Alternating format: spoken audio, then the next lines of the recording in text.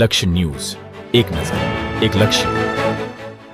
ધાંગ્રધા મામલતદાર દ્વારા વસાડવા ચોકડી નજીકથી ગેરકાયદેસર ખનીજ વહન સામે લાલ આંખ.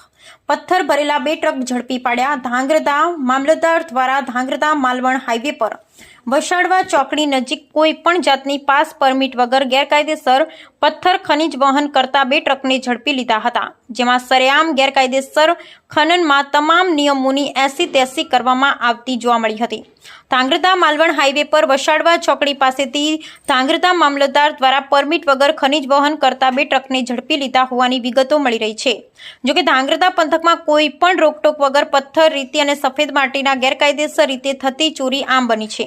ખાણ ખનીજ વિભાગ વર્ષમાં એકાદ વાર કામગીરી બતાડવા પૂરતી રેડ કરે છે, તો ધાંગ્રધા પોલીસ જે જિલ્લા આરટીઓ અને ગેરકાયદેસર પાસ પરમિટ વગર ખુલ્લેઆમ ખનીજ ચોરી કરતા નંબર વગરના ડમ્પરો નજરે જ નથી ચડતા, તો બીજી તરફ ધાંગ્રધાના મામલતદાર આવતાની સાથે જ પંથકમાં બેરોકટોક ચાલતા ખનન સામે લાલ આંખ બતાડવા નજરે ચડી રહ્યા હતા.